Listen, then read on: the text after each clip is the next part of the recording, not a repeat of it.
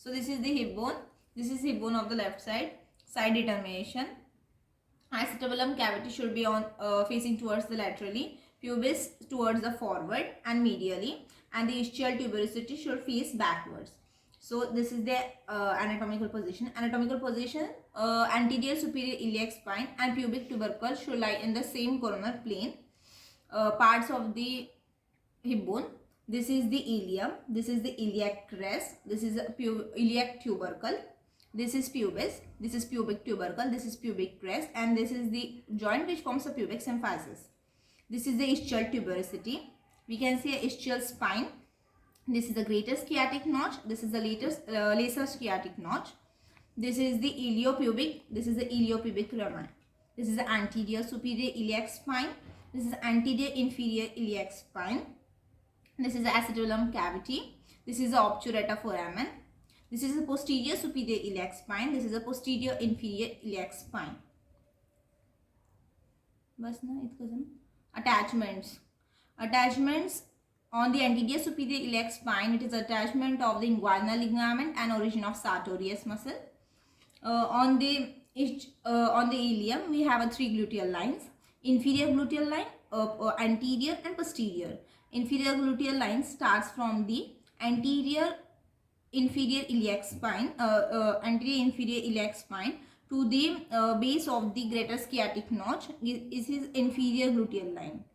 5 cm back from anterior superior iliac spine to the middle of the greater sciatic notch. This is the anterior gluteal line.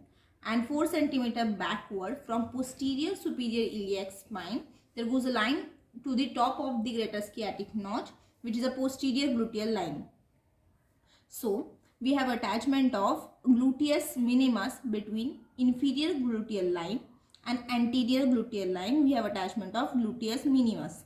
Between anterior gluteal line and posterior gluteal line, we have attachment of gluteus medius. And between a posterior gluteal line and posterior superior iliac spine, we have attachment of gluteus maximus.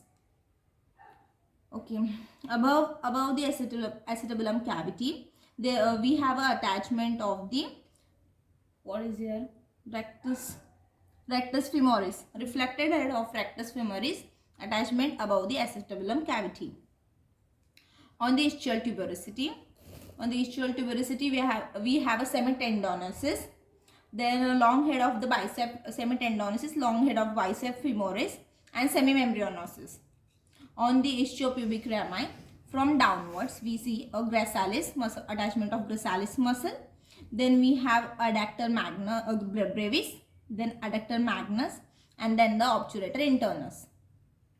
On pubis, we have major attachment of adductor longus and pectineus. On the posterior surface of the ilium, on the iliac fossa, we have attachment of the origin of the iliacus muscle, and above the obturator foramen on the posterior surface, we have a obturator internus, origin of obturator internus. These were the major attachments.